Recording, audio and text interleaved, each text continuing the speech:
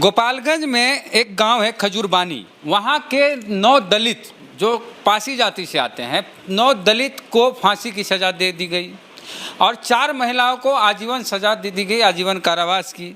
और सभी 13 लोगों को 10 लाख का जुर्माना लगाया गया। उन पर आरोप लगाया गया कि ये लोग जहरीली शराब बेचते हैं और इनकी शराब पीने से 19 लोगों की जान चली गई, 6 लोगों की आँख की रोशनी चली गई, जबकि खजूरबानी गांव के किसी भी व्यक्ति की मृत्यु नहीं हुई थी। जिनकी भी मृत्यु हुई वो दूर दूर के गांव के थे या अलग दूसरे जिला के थे।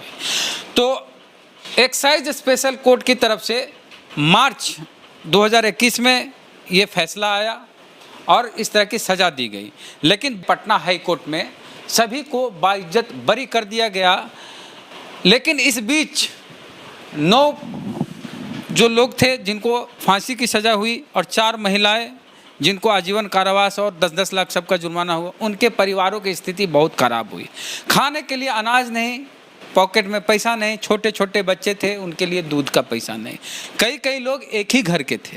हालांकि अब कोर्ट से राहत मिल गई है, सबको बाइज्जत बरी कर दिया गया। लेकिन इतने दिन 2 साल से ज़्यादा, 2 साल के करीब जेल में रखा गया, मानसिक उत्पीड़न किया गया, शारीरिक उत्पीड़न हुआ, आर्थिक रूप से उन लोग टूट गए, उनके घर को सील कर दिया गया, बंद कर दिया गया। लोग अपने गांव में, अपने ही घर में नहीं रह रहे थे।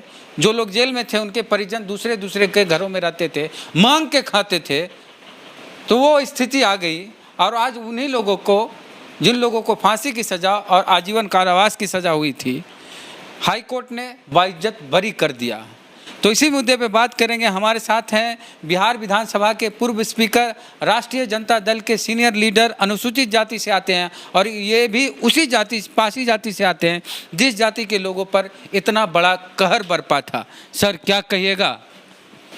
बिहार में सरकार ने नशाबंदी कानून लागू किया और नशाबंदी कानून के कारण लगभग 1.5 लाख लोग जेल गए। सामान्य तौर से 90% लोग पासी और मुसहर जाति के लोग गए जेल। लगभग 50,000-60,000 केस हुआ। आज भी हजारों लोग जेल में हैं और जितने भी लोग जेल गए नशाबंदी में, वो सब गरीब लोग गए, निरीह लोग गए, कोई मजबूत लोग नहीं गया। और ये शराबबंदी कानून थानों के लिए आय का एक बड़ा साधन हो गया, जिससे अदावत वसूलना है, थाना से मिलके उसको शराबबंदी केस में फंसाने का एक साधन हो गया। और इसकी कहीं सुनवाई नहीं। थाने का दरोगा ही बहुत भयाक्रांत सब रहता सब थाना में। जो 16-17 लोगों की मृत्यु हुई तो कहा गया कि यही 20-25 परिवार थे खजूरबानी के, उनके घर से ही शराब बना के बेचा गया, जिसके कारण वो लोग पिए तो मर गए। केस ऐसा किया गया कि उसका कोई केस करने वाला है ही नहीं है। नहीं है, कहीं नहीं दिखाया गया है ही नहीं केस करने वाला। इतना ही नहीं, जो मूल अभियुक्त इस केस का है वो आज तक फरार है, गिरफ्तार नहीं हुआ। रुपेश शुक्ला। हाँ, रुपेश शुक्ला जी। इसलिए नहीं हुआ कि वो थोड़ा मजबूत आदमी था, नहीं हुआ। लेकिन फंसाया किसको गया? तो ये जो गरीब लोग थे, जिस तरह से बिहार के अन्य जिलों में मुसहर पासी को फंसाया जा रहा है, सब मुसहर पासी को देखिएगा केस में डाला जा रहा है, फंसा के भेजा जा रहा है। हड़कंप रहता है। कोई मुसहरी में चला जाए, पुलिस खाली की गाड़ी खड़ी हो जाए तो पूरा गांव छोड़ के लोग भाग जाता है डर से। शरीफ आदमी। हाँ, शरीफ आदमी की डर से। खड़ा रहेगा तो उसको 4 डंडा देगा। तो सामान्य बात हो गई आजकल। आप व्यवहारिक तौर से जाके देख लीजिएगा। तो खजूरबानी में भी यही हश्र हुआ और ज़बरदस्ती निरीह लोगों को केस में फंसा दिया गया। महिलाओं को भी और पुरुष को भी, सबको जेल में डाल। उनके बच्चे कराते रहे, दर की ठोकर खाते रहे, केस लड़ने के लिए पैसा नहीं, भीख मांगने को मजबूर।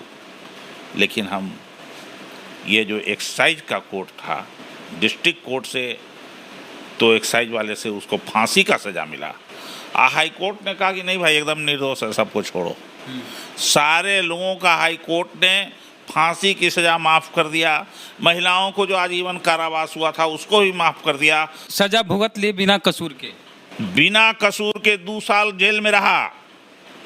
इसका दंड कौन भुगतेगा? और एक चीज जरा से बता दें, क्या सरकार उसमें से एक छोटन पासी एक जेल में जो था, जेल में रहने के दौरान उसके बेटे की मौत हो गई, लेकिन उसको बताया नहीं गया कि जेल में है, उसको फांसी की सज़ा हुई है। बता देंगे कि बेटा को मर गया, निधन हो गया, तो पता नहीं। हाँ, इसका ये भी मर जाता, इसलिए नहीं बताया इस डर से। इसीलिए तो मैं कह रहा हूँ ये सरकार का कानून अपराधी कानून है, और जिन लोगों ने जो दोषी हैं 2 साल जेल में रहा, इसके लिए भी सरकार को मुआवजा कम से कम इस सब परिवार को 1-1 करोड़ रुपया मुआवजा देना चाहिए सरकार को। मेंटल टॉर्चर हुआ, शारीरिक टॉर्चर हुआ, 2 साल जेल में रहा, भिखमंगा के जैसा चारों तरफ घूमते रहा, ये सब कार्रवाई हुई। आखिर अपराध क्या था? अपराध था कि वो दलित था, अपराध था कि वो गरीब था, अपराध था कि वो निरीह था, अपनी जुबान से अपनी बात को नहीं कह सका। लाठी और डंडा के सामने, पुलिस के कानून के सामने निरीह था वो। तो कानून ऐसा बना कि कागज कलम इसके पास में है, लिख करके उसको भेज दिया गया। अब ऐसा भी होता है कि FIR करने वाला का ही पता नहीं। इस घटना के बाद खजूरबानी में पूरा खजूर तार का पेड़ काटा जा रहा था, याद है सर? पूरा इलाके से काट दिया गया, डिमोलिश कर दिया लोगों ने। के पाठक उस समय सेक्रेटरी, हाँ, कि उन लोगों का रोजी रोजगार ही खत्म हो जाए। अरे भाई, पासी को तो धन्यवाद देना चाहिए सरकार को कि खजूर तार पर से 40 फीट 50 फीट ऊंचा जाके, कितना बड़ा वैज्ञानिक है, वो रस निकालता है, और रस निकाल के लाता है। जिसको जॉन्डिस होल है, अगर वो खजूर का ताड़ी पी लेगा सुबह में तो उसका जॉन्डिस ठीक हो जाएगा। वो बीमारी को मुक्त करने वाला दवा के रूप में वो है, जिसको लोगों ने कह दिया कि ये शराब है। हमरो भी एक बार कब्ज हो गया था, ताड़ी पिए भोरे भोरे तो एकदम ठीक हो गया। ठीक होवे कर तो दवाई से नहीं ठीक हुआ, सच्चाई हम बताते हैं। अरे ढेरे आदमी पिया ही भाई, तू पीला तो कौन बात कला? हम तो पिए हैं। हाँ ठीक है, तो ठीक है। अगर आप कुछ गलती नहीं किए, कोई कसूर नहीं किए, पुलिस आपको उठा ले और आपके घर के 1-2 लोग को उठा ले और उठा के सीधे जेल में ले जाकर बंद कर दे, और कोर्ट सजा दे दे आपको फांसी की, आप बोलिए हम तो कुछ करवे नहीं किया, आपको फांसी, तो मानसिक स्थिति क्या होगी आपकी? तो सोचिए, यही स्थिति उनकी हुई होगी, उन 9 लोगों की हुई होगी, और 4 महिलाएं उन्हीं के परिवार की थी। एक परिवार के 2-2, 3-3 लोग थे। इस तरह की सज़ा मिली, फांसी की, आजीवन कारावास। जिसके पास 10-5 हज़ार रुपया ने 10-10 लाख का जुर्माना दिया गया। ये कौन सा जस्टिस? मानवीय दृष्टिकोण से 13 को, महिला और पुरुष सबको सरकार 1-1 करोड़ रुपया का मुआवजा दे। तो मांग कर रहे हैं उदय नारायण चौधरी जी कि 1-1 करोड़ का मुआवजा उन लोग को दिया जाए। आपका क्या कहना है पूरे मुद्दे पे? प्रतिक्रिया कमेंट बॉक्स में दें। फेसबुक पे वीडियो देख रहे हैं, पेज को लाइक फॉलो नहीं किया तो कर लीजिए। यूट्यूब पे वीडियो देख रहे हैं, सब्सक्राइबर नहीं तो घंटी बजा कीजिए। जय भीम, जय भारत।